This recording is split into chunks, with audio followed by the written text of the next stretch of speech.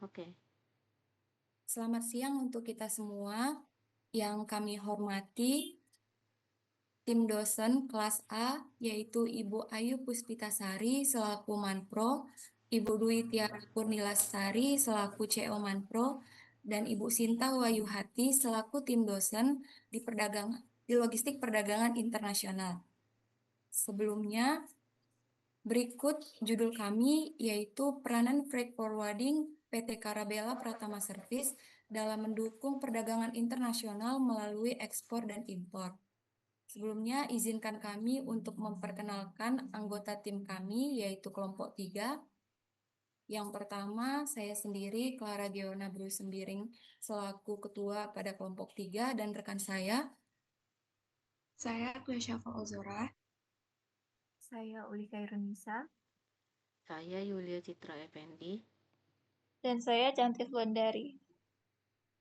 berikut perkenalan singkat dari kami, kelompok 3. Selanjutnya kita masuk ke dalam materi freight forwarding yang akan dijelaskan oleh rekan saya. Untuk rekan saya, dipersilahkan. Baik, terima kasih Clara. Saya akan menjelaskan mengenai price forwarding. Next. Yang pertama itu ada proses pengiriman barang. Dimulai dari langkah-langkah proses pengiriman barang. Yang pertama, pelanggan berdiskusi dengan perusahaan PT Karabela Pratama Service tentang kebutuhan pengiriman dan layanannya serta mengambil barang. Yang kedua, Belox mengurus dokumen pengiriman dan memastikan barang memenuhi syarat hukum. Yang ketiga, barang dikirim menggunakan moda transportasi yang dipilih seperti moda udara, laut, dan darat, dan memantau status barang melalui sistem pelacakan yang disediakan oleh perusahaan.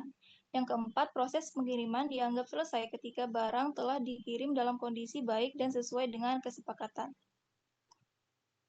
Selanjutnya, pihak yang terlibat dalam proses pengiriman barang, yang pertama pihak perusahaan yang mengirimkan barang dan menyiapkan dokumen, yang kedua perusahaan yang mengelola seluruh proses pengiriman, yang ketiga bea dan cukai yang melakukan pemeriksaan dan persetujuan dokumen ekspor dan impor, yang keempat operator moda transportasi yang mengangkut barang, dan yang kelima pihak penerima barang di lokasi tujuan.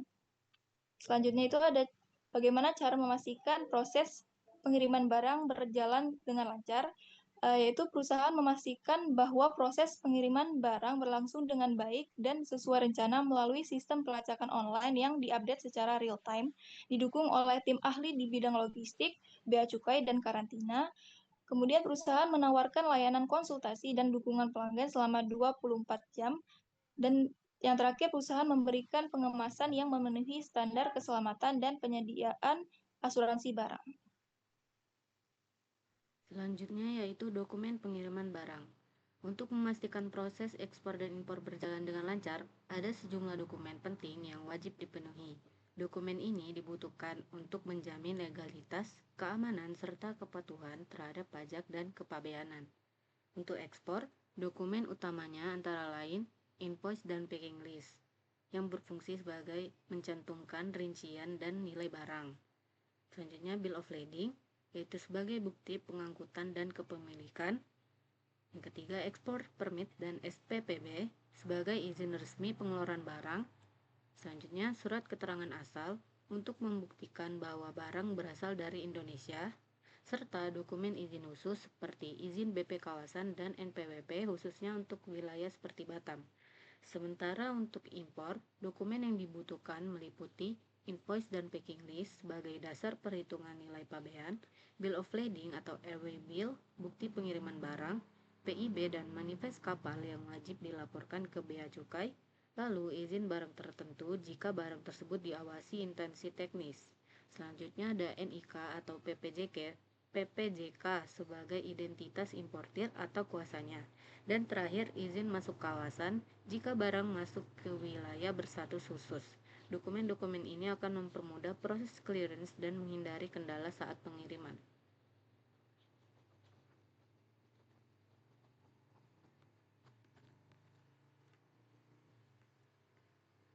Selanjutnya, pemilihan moda transportasi. Yang pertama, jenis transportasi pengiriman. Pada PT Karabela menyediakan layanan multimoda. Yang pertama, laut, udara, darat, pengolahan kontainer, penjemputan pergudangan, dan layanan kepabeanan komprehensif. Jadi, baik untuk kiriman skala besar, cepat, atau berkeperluan khusus, tersedia moda transportasi dan dukungan logistik yang sesuai. Yang kedua, yaitu proses pemilihan moda. Proses pemilihan moda transportasi di PT Karabela dimulai dengan analisis jenis dan kebutuhan pengiriman, evaluasi opsi modal berdasarkan biaya, waktu, dan efisiensi. Tim logistik bekerja sama dengan bagian procurement, operasional, dan customs untuk memastikan pilihan sesuai regulasi dan kebutuhan pelanggan. Keputusan akhir diambil oleh transport manager dan pengiriman dimonitor hingga selesai. Yang terakhir, evaluasi kinerja untuk perbaikan ke depan. Berikutnya, penanggung jawab pemilihan moda. Transport manager dan transport logistik koordinator adalah pihak utama yang menentukan moda transportasi mulai dari darat, laut, hingga udara serta mengelola operasional armada. Mereka didukung oleh tim pengadaan, perawatan, dan kepabeanan untuk memastikan pengiriman barang berjalan lancar, tepat waktu, dan sesuai regulasi. Selanjutnya akan disampaikan oleh rekan saya. Selanjutnya yaitu penentuan rute. Tujuan ekspor dan impor PT Karabela Pratama Service. PT Karabela Pratama Service melayani pengiriman barang secara global. Negara yang paling sering menjadi tujuan ekspor dan impor adalah Singapura dan Malaysia, karena letaknya yang dekat dan memiliki hubungan dagang yang kuat dengan Indonesia. Selain itu, perusahaan ini juga melayani pengiriman ke berbagai negara di Eropa seperti Inggris, Italia, dan Swiss, serta menjangkau beberapa negara di Afrika. Selanjutnya, metode optimasi rute dalam pengiriman barang. Untuk memastikan pengiriman berjalan lancar, cepat, hemat biaya, dan tepat waktu, PT Karabela menggunakan metode optimasi rute yang digunakan di industri logistik modern, yaitu yang pertama, shortest path routing, digunakan untuk mencari rute tercepat saat pengiriman barang. Yang kedua, multi-drop delivery planning, digunakan saat satu kendaraan mengantar barang ke beberapa tujuan sekaligus. Yang ketiga, tim slot schedule, penjadwalan disesuaikan dengan jam operasional agar tidak terjadi keterlambatan. Yang keempat, yaitu zona based routing, digunakan untuk membagi area pengiriman berdasarkan wilayah agar pengiriman lebih efisien. Selanjutnya, pentingnya memperhatikan resiko dan kondisi lalu lintas. Dalam menentukan rute pengiriman, PT Karabela Pratama Service selalu mempertimbangkan risiko dan kondisi di lapangan, seperti kemacetan lalu lintas, cuaca buruk, terutama di jalur laut atau pulau, kemungkinan hambatan di pelabuhan seperti pemeriksaan bea cukai atau penundaan jadwal kapal.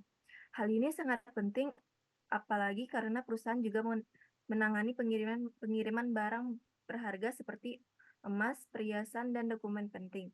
Jika terjadi kesalahan dalam pemilihan rute, bisa mengakibatkan keterlambatan, biaya tambahan, bahkan kerusakan barang.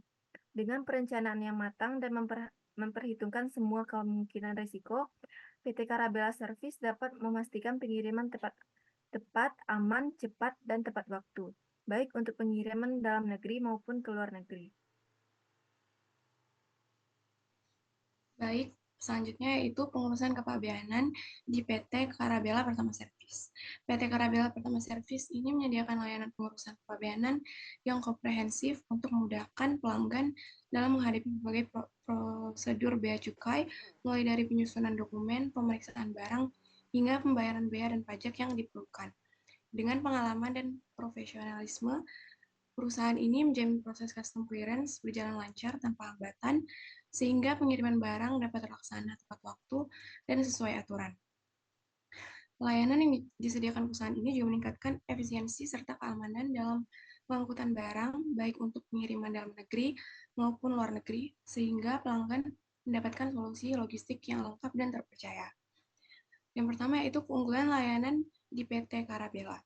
Keunggulan layanan kepabeanan PT Karabela yang pertama yaitu perusahaan ini memiliki jaringan luas di seluruh Indonesia. Yang kedua yaitu armada modern dan pengalaman 20 tahun lebih. Yang ketiga yaitu pengiriman cepat, aman, dan terjangkau. Yang keempat, moda yang disediakan yaitu moda transportasi darat, laut, dan udara. Selanjutnya yaitu pelayanan pengurusan dokumen lengkap, ekspor, dan impor. Selanjutnya pelayanan asuransi pengemasan dan penjemputan. Selanjutnya itu pelacakan barang secara real time. Yang terakhir komitmen keamanan dan kepuasan pelanggan. Selanjutnya pihak-pihak yang terlibat dalam pengurusan kepabeanan di PT Karabela Pertama Servis. Pihak-pihak yang bekerja sama dalam pengurusan bea cukai, yaitu yang pertama ada pelanggan yang menyediakan dokumen dan info barang. Yang kedua, tim PT Karabela yang mengelola dokumen dan koordinasi bea cukai. Yang ketiga, petugas bea cukai yang memeriksa dokumen dan barang. Yang keempat, petugas karantina untuk inspeksi dan sertifikat jika diperlukan. Yang terakhir itu mitra transportasi pengangkutan barang. Selanjutnya, mengapa pengurusan kepabeanan ini menjadi aspek penting di perusahaan freight forwarding, termasuk PT Karabela ini? Pengelolaan kepabeanan di PT Karabela Pertama Servis penting untuk memastikan kepatuhan hukum, menghindari penahanan barang dan denda, serta menjaga kelancaran pengiriman ekspor-impor. Proses ini meningkatkan efisiensi, mengurangi biaya tambahan, dan melindungi keamanan barang dari kerusakan atau kehilangan. Dengan manajemen yang transparan dan terorganisir, pelanggan dapat memantau pengiriman secara langsung. PT Karabela menyediakan layanan dokumen lengkap dan koordinasi dengan bea cukai serta karantina untuk menjamin pengiriman yang lancar dan tepat waktu. Selanjutnya akan dijelaskan oleh Uli. Sistem kepabeanan. Berikut contoh dokumen kepabeanan, yaitu ada pemberitahuan ekspor barang, PEB. Selanjutnya ada pemberitahuan impor barang, PIB. Terus selanjutnya packing list. Selanjutnya bill of lading.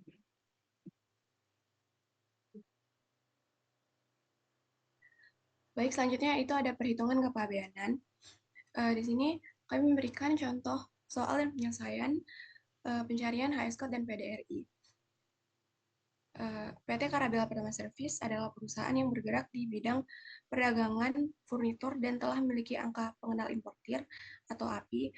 Perusahaan ini melakukan impor 100 unit lemari kayu cendana dari Cina untuk dijual kembali di dalam negeri. Setiap unit lemari dibeli dengan harga FOB 4.000 yuan dan barang dikirim melalui jalur laut dengan biaya pengangkutan atau freight sebesar 250 US dollar. Karena barang termasuk kategori yang mudah rusak atau retak, maka digunakan packing kayu dan pengiriman tersebut diasuransikan dengan premi sebesar 1.500 US dollar yang ditutup di Batam. Untuk keperluan penghitungan bea masuk dan pajak dalam rangka impor atau PDRI, berlaku data sebagai berikut, yaitu bea masuk yaitu 10%, PPN 11%, kurs NDPBM yaitu 1 yuan sama dengan Rp2.000, 1 dolar Amerika yaitu Rp16.000. PT Karabela ingin mengetahui berapa besar nilai pabean, bea masuk, dan PDRI yang harus dibayar dalam proses impor tersebut. Selanjutnya yaitu pencarian HS Code. Yang pertama, nama barangnya berupa lemari kayu berbahan dasar kayu cendana.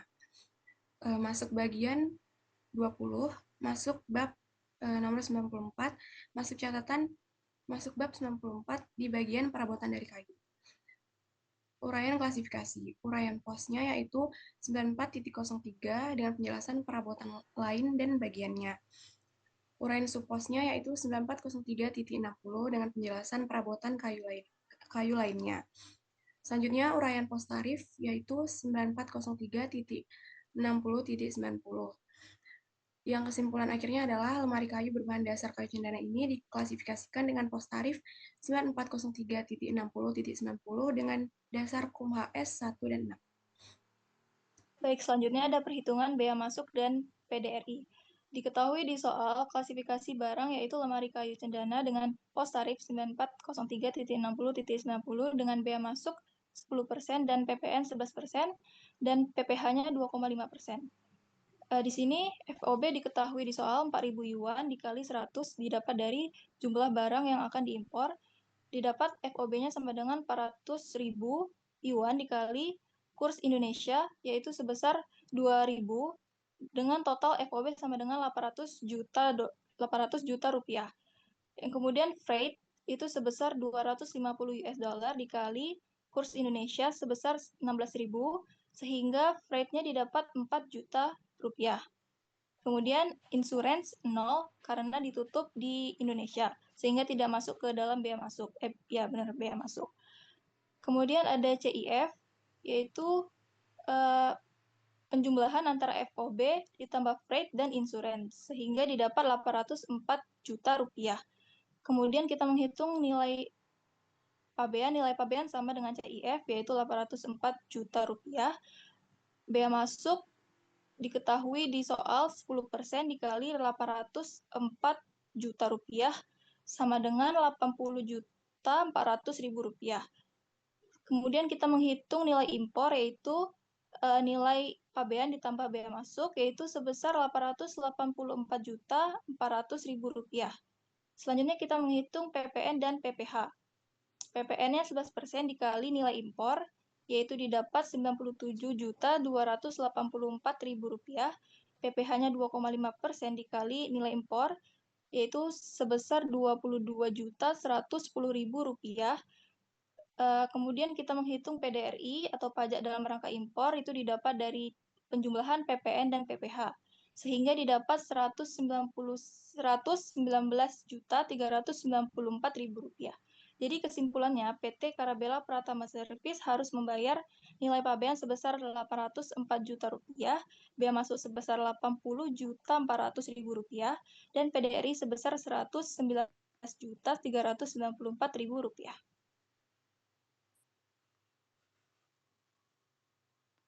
Selanjutnya yaitu riset operasi bisnis. Dalam perhitungan transportasi, kami juga membuat beberapa soal, yaitu di bagian ini kita akan membahas bagaimana PT Karabela menentukan pola pengiriman kontainernya secara efisien ke 3 negara tujuan, yaitu Singapura, Malaysia, dan Australia. Perusahaan memiliki 2 gudang utama, yaitu Gudang Sungai Panas dan Gudang Batu Ampar. Dengan kapasitas gudang Sungai Panasnya 70 unit dan gudang Batu Ampar dengan kapasitas 45 unit. Sementara permintaan dari negara tujuan adalah Singapura 43 unit, Malaysia 40 unit, dan Australia 32 unit. Artinya total yang harus dikirim adalah 115 unit sama dengan total kapasitas gudang yaitu 70 ditambah 45. Perusahaan membandingkan dua metode optimasi transportasi yaitu metode barat laut dan metode Vogel. Metode barat laut, metode ini menggunakan pendekatan yang sederhana dan cepat dan dihitung dari barat laut. Sehingga didapatkan dari gudang Sungai Panas 20 unit ke Singapura, 28 unit ke Malaysia, 17 unit ke Australia, dan dari Batu Ampar 18 unit ke Singapura, 12 unit ke Malaysia, dan 15 unit ke Australia.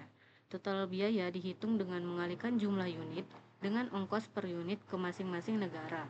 Setelah dihitung metode barat laut, total biaya menggunakan metode barat laut adalah 2.467 US dollar. Selanjutnya yaitu metode Vogel. Metode Vogel mempertimbangkan selisih biaya tertinggi dan menghasilkan distribusi yang berbeda.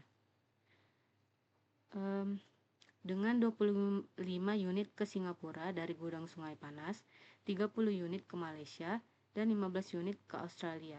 Sisanya dikirim dari gudang Batu Ampar. Tapi hasil total biayanya justru lebih tinggi yaitu 2.584 US dollar. Jadi berdasarkan perhitungan, metode barat laut menghasilkan total biaya pengiriman sebesar 2.467 US dollar, sedangkan metode Vogel menghasilkan biaya yang lebih tinggi yaitu 2.584 US dollar. Dengan demikian, metode barat laut lebih efisien dan lebih menguntungkan untuk digunakan dalam kasus distribusi pengiriman kontainer PT Karabela Pratama Service ini.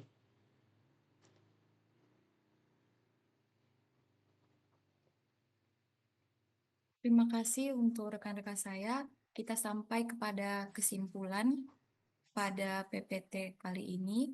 Kesimpulan yang kami dapat dari kelompok 3 yaitu berdasarkan hasil kegiatan PBL yang telah kami lakukan ataupun yang kami dapat selama kami ikut ambil bagian serta melalui Zoom yang kami lakukan pada PT Karabela Pratama Service terbukti sebagai perusahaan freight forwarding yang profesional dan terstruktur dalam menangani logistik domestik maupun internasional. Seluruh proses pengiriman, mulai dari pengurusan dokumen hingga pengiriman akhir, dijalankan secara efisien dengan dukungan teknologi pelacakan dan layanan pelanggan yang responsif. Selain itu, analisis distribusi menunjukkan bahwa metode barat laut lebih efisien dibandingkan dengan metode Vogel karena pendekatannya yang sangat sederhana dan sistematis, sehingga memberikan solusi yang lebih ekonomis dalam pengiriman kontainer lintas negara. Mungkin pada kesempatan kali ini kami kelompok 3 mengucapkan sangat terima kasih baik dalam kami juga minta maaf baik dalam pengucapan kami di setiap kalimat ataupun pembahasan kami dalam PPT kali ini mungkin ada yang kurang berkenan. Selebihnya kami mohon maaf untuk kedepannya kami usahakan bisa menjadi lebih baik dan mudah-mudahan PPT kali ini bisa dapat menginspirasi rekan-rekan sekalian yang membacanya. Mungkin itu saja dari kami kelompok 3.